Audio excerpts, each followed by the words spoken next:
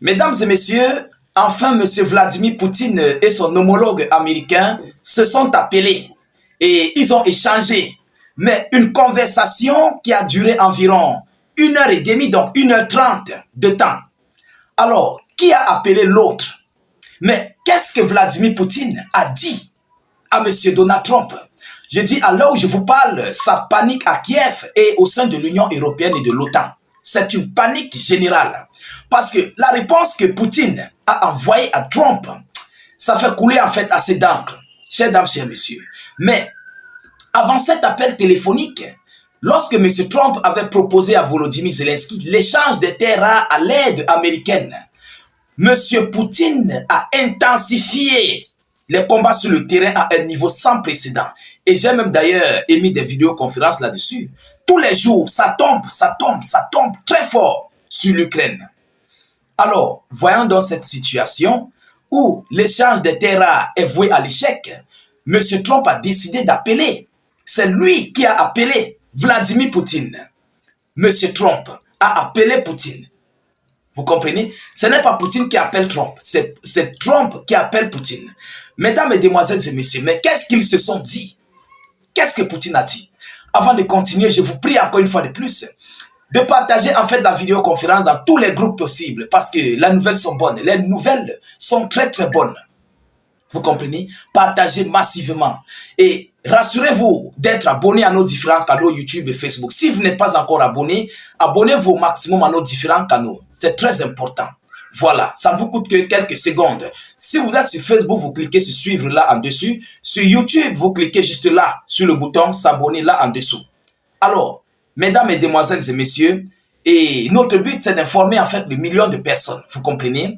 Voilà. Selon les informations officielles, le Kremlin, donc Moscou, la Russie, fait savoir que Vladimir Poutine a évoqué avec Donald Trump la possibilité de pourparlers de paix. Ils ont fait échange sur les pourparlers de paix. Ah oui, mais quel est le contenu en profondeur? Écoutez, selon le président Vladimir Poutine, il a mentionné la nécessité de s'attaquer aux causes profondes du conflit et a convenu avec Donald Trump qu'une solution à long terme pouvait être trouvée par le biais de pourparlers de paix. Est-ce que vous comprenez? Vladimir Poutine a donné ses conditions. Lui, il a dit qu'il va s'attaquer aux causes profondes qui mènent l'instabilité entre les deux États, plus précisément en faveur, parce que lorsqu'il parle en faveur de la Russie. Vous comprenez? Donc, Poutine a dit qu'il va s'attaquer. Poutine a mentionné la nécessité de s'attaquer aux causes profondes du conflit. Mesdames et messieurs, mais quelles sont les causes profondes? J'en ai déjà parlé de ça ici. Vous vous souvenez? Lorsque je vous dis des choses, nous sommes des analystes. Qu'est-ce qui est la cause profonde et qui a engendré la cause profonde? Comment la cause profonde est née? Évidemment, la cause profonde de ce conflit est née pour l'exploitation, d'abord l'exploitation de ces terres rares qui font frontière avec la Fédération de Russie. Ça, c'est la première cause profonde. Deuxièmement, c'est par rapport à ces terres rares que l'OTAN, les États-Unis d'Amérique et l'Occident, l'Europe, ont voulu installer des bases militaires pour combattre la Fédération de Russie si elle veut lever le coup. Vous comprenez? Voilà la deuxième phase de cette cause profonde. Alors, du côté de la Fédération de Russie, s'il y a des bases militaires à sa frontière, parce qu'il faut installer des bases militaires, exploiter l'Ukraine comme ils le veulent, comme ils le souhaitent, et puis d'espionner la Russie. Voilà les causes profondes. Alors, les Russes n'ont pas toléré ça. Bon, si ces différentes étapes, plus précisément, les terres rares ukrainiens sont même d'ailleurs la clé de la cause profonde. Alors, pour les Russes, il faut non seulement désarmer l'Ukraine, dénazifier l'Ukraine et prendre ce qui est la clé de la cause profonde, qui sont ces terres rares que l'Union européenne et l'Occident calculent en Ukraine. Parce que c'est par rapport à ça qu'ils sont là. Si l'Ukraine n'est pas riche, ils ne pourront pas être là. C'est parce qu'il y a en fait ces richesses-là que les Européens et Otaniens américains sont là. Ils veulent exploiter. Mais pour exploiter, il faut combattre la Russie. Parce que même en Russie, il y a de la richesse. C'est aussi une autre zone de cause profonde.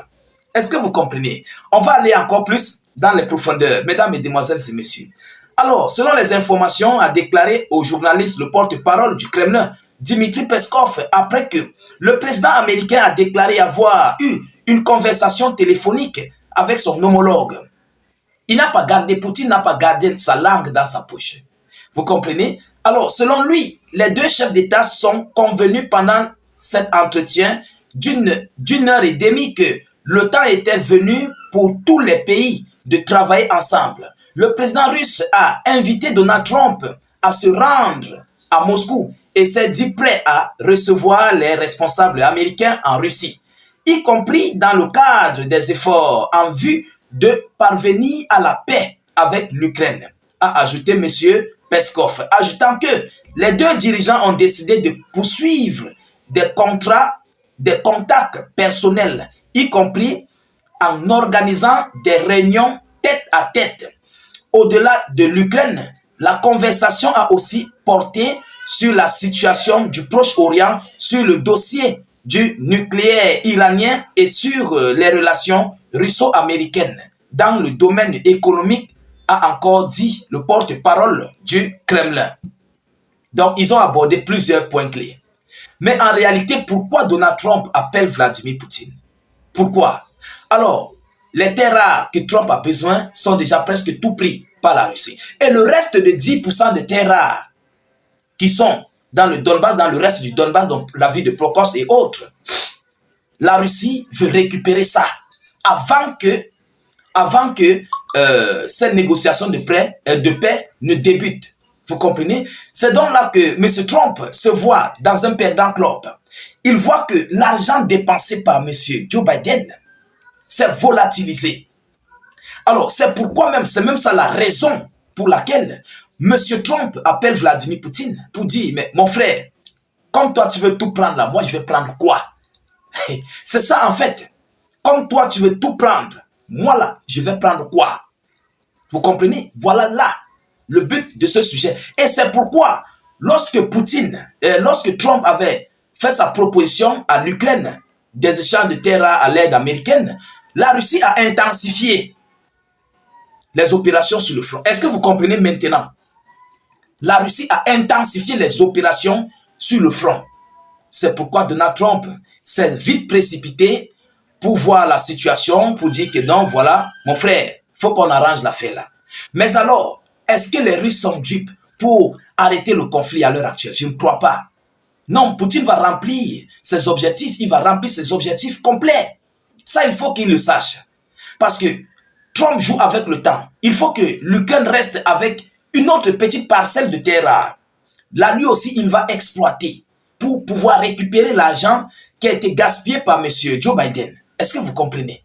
Donc, c'est ça, en fait, c'est pourquoi Vladimir Poutine a été bref. Il a dit au départ que il a mentionné la nécessité de s'attaquer aux causes profondes de ce conflit russo-ukrainien. Est-ce que vous comprenez? Mais tous, ce sont des hommes politiques et tous sont des intellos. Ce sont des stratèges. Ah oui, Dieu connaît le bagage qui est lourd. Alors, tous deux, ce sont des vautours. Mais qu'est-ce qui va se passer dans les prochains jours à venir? Chers dames, chers messieurs, alors je vous parle, ça panique à Kiev. Parce que Volodymyr Zelensky ne sait pas à quel sens vouer. Comment il va remplacer l'argent de Joe Biden. Donc l'argent des Américains, ce n'est pas l'argent de Joe Biden, mais c'est l'argent des Américains. Et du côté de l'OTAN aussi, l'Union européenne, ils ne savent non plus comment faire par rapport à ce sujet. Cette grosse dette, environ de 500 milliards de dollars, je ne sais pas où c'est, combien c'est 700, c'est 500, tout ça là. Par quel moyen? Par quelle voie? Vous comprenez? Alors, chers dames, chers messieurs, dans un premier temps, voilà ce qui s'est dit. Et M. Trump a aussi échangé avec son collaborateur, son homologue ukrainien. Je reviendrai avec des informations là-dessus, mais pour un premier temps, partagez cette vidéoconférence au maximum. Continuez de vous abonner au maximum à nos différents canaux de réalisation, YouTube, Facebook. N'hésitez pas, s'il vous plaît, de mettre suffisamment d'avis en commentaire, aussi de mettre beaucoup des j'aime. Mettez suffisamment de j'aime sur nos différentes vidéos d'actualité pour sécuriser en fait la vidéo. Notre but, c'est d'informer le million de personnes. Vous comprenez? Voilà. Je vous reviens tout à l'heure pour une prochaine série d'actualités. Soyez encore salués une fois de plus. Ciao, ciao.